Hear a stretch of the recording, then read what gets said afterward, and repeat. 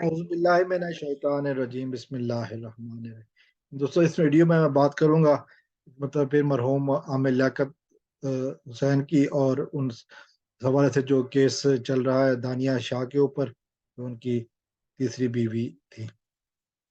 उसके हवाले से जो लेटेस्ट खबर यही है कि जो इस लड़की दानिया की वालदा ने इंटरव्यू दिया है, उसमें बहुत सारी बातें उन्होंने की हैं, बहुत सारे राज उगले हैं और उन्होंने एक दफ़ा फिर मलबा जो है ना वो यासिर शामी की तरफ डालने की कोशिश की है और ये भी कहा है कि आमिर लियाकत साहब ने ये वीडियोस खुद बनवाई थी फेम हासिल करने के लिए।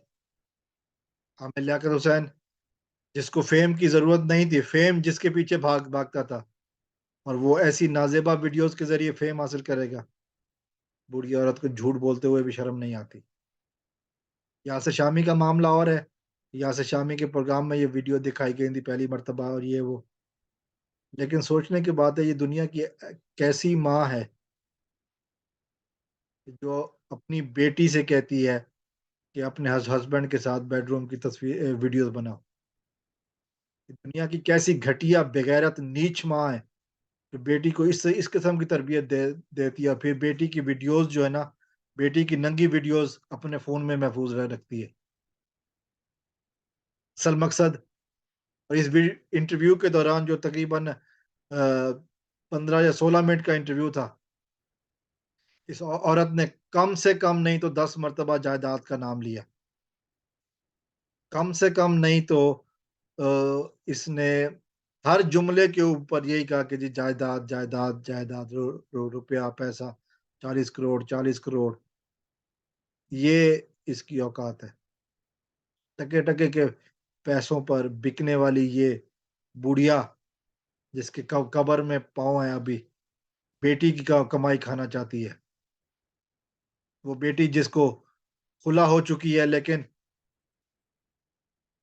इसकी नज़रें अब भी, इसकी लालची नज़रें अब भी उस दौलत पर हैं जो कि मरहूम आमिर लियाकत साहब के बच्चों का हिस्सा, जो बच्चों का हक है, वो अभी भी ये बुढ़िया जो है ना वो अपनी हरकतों से बाज नहीं आती।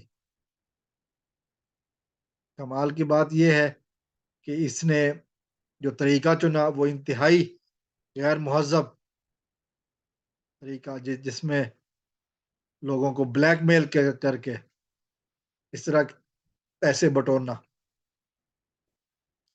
जानते हैं कि आमिर लियाकत हुसैन बहुत बड़ी शख्सियत थे,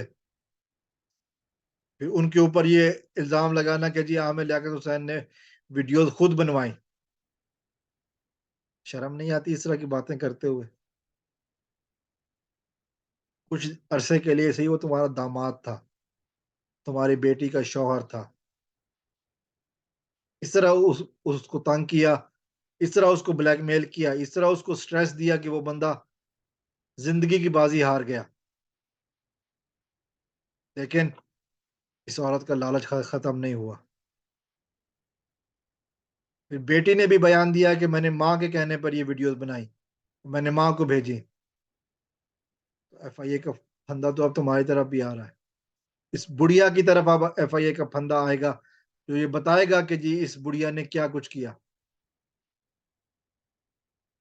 ना जाने कौन से लोग हैं जो इसके साथ खड़े हो हैं, जो इसके साथ खड़े होने की गलती कर रहे हैं।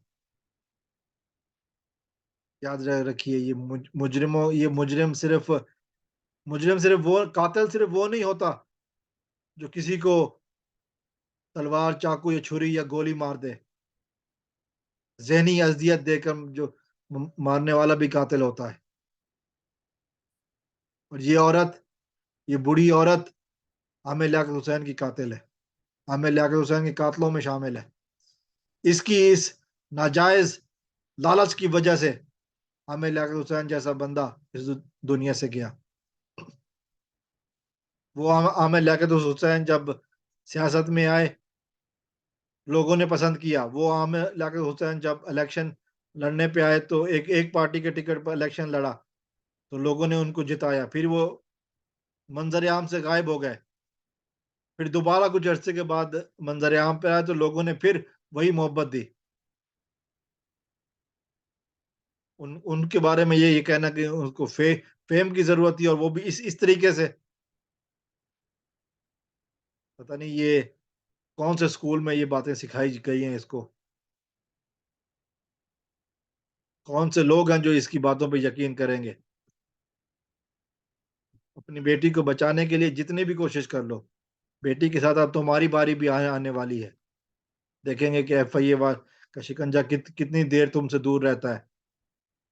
इतनी बेगैरत माँ है ये, जो अपनी बेटी को कह रही है कि जी अपने शौहर की नंगी वीडियोस बनाओ और फिर वो वीडियो वायरल करवा रही है एक एंकर के जरिए।